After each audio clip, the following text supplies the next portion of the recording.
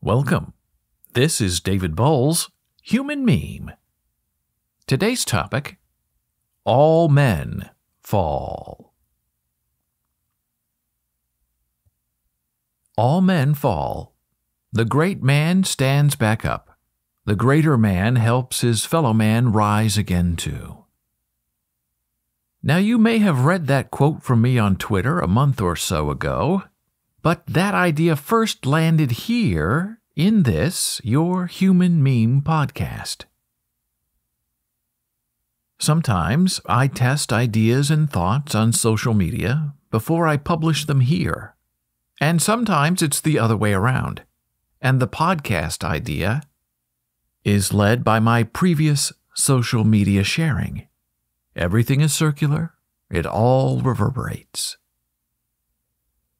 The reaction online to All Men Fall was pleasing and interesting, and that told me this topic was ripe for discussion, even though the initial notion is gender-specific and perhaps closed to the every. Yes, this Human Meme podcast episode is gender-specific today. The terms here are human, but I am speaking to men, or the maleness in you. And women and all other mammals are invited to listen and to participate.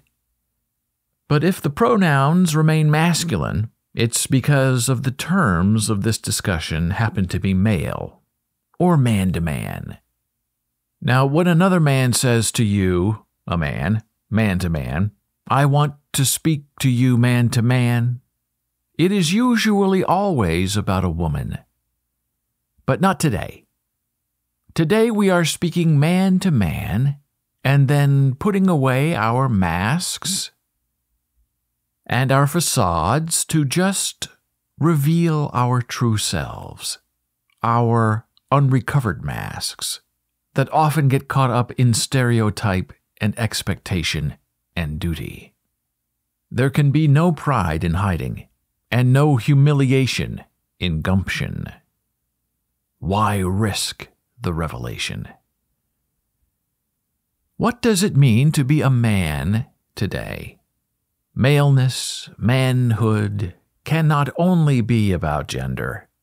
Manlyhood must commit beyond testosterone and silly stereotypes that can never thrive beyond being. A being that tried to be lived up to. No, a man is just a thing, a wild eye in nature, and tame in spirit of consequence, who also, as well, needs the other, the woman, the female, the soulmate, to become fulfilled beyond feeling. Yes, we are not born to be single or alone.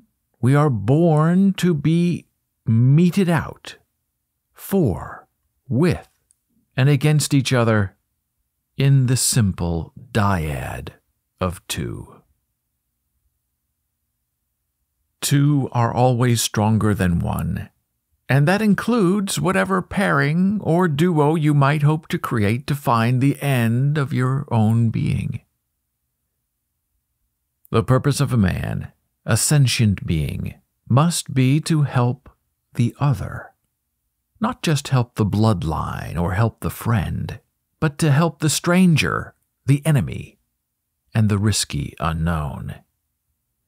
Because only when we are bound together in dynamic dyads can society fulfill its promise as a whole to the body politic and the faithless lonesome. To be a man, to be a sensible thing, always includes failure and falling. Yes, we judge ourselves and others, not just by how spectacularly we fail, but also by how deliberately and delicately we allow ourselves to rise again. We must learn to be quick and lithe in our recovery from what disturbs us.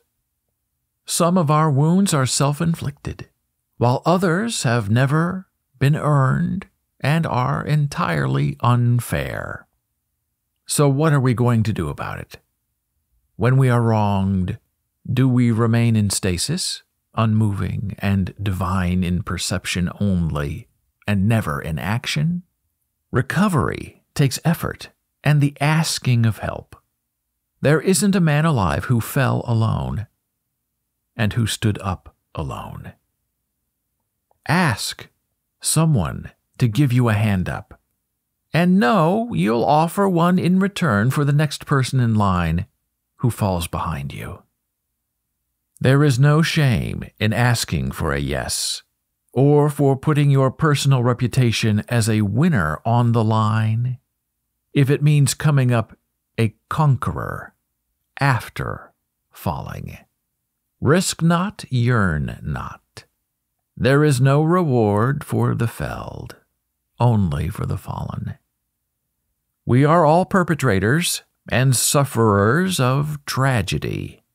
Yes, bad things happen to us that are undeserved. And we sometimes tend to whine and to fall into ourselves instead of temporarily brushing off the pain and moving on to the next forward horizon. Yes, the tragedy hurts, and that's why we grieve. But we cannot be only that. We cannot only be our grief and our wondering, for pain and darkness only go so far in salvaging the human context of a life. We stand again in order to find better balance to fight back. We fight for the right things that, in turn, bless us with reciprocal anticipation of what the next life brings. Heartbreak for a man or any other sensate thing can devastate our inner core more than any bullet fired in anger ever could. Because the heart was meant to love another, and to beat with joy and anticipation in pattern with another. And if we are empty in love and unable to fulfill our wants and wishes, sure, we can certainly survive. But we will never live alone, because what is missing in that life, in our dyad, is not just the love of another, but the unforgiving hole that a love lost leaves inside the vessel of the self. We can try to repair that hole and fill it up again, but the easier path is one of human destruction, to stay a distracted, empty well.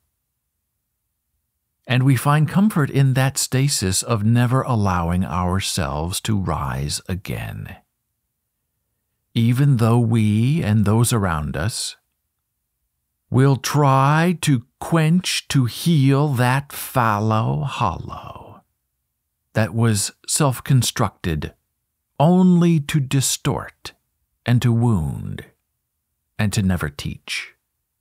Identifying the loss and patching the well with light and allowed laughter and friendship all begins the process of making the whole heart human again and sealing it right again within a wildly spinning world that we alone, together, are now able to navigate with the warmth of compassion, human understanding, and friendship. Thank you for listening. Be a human meme.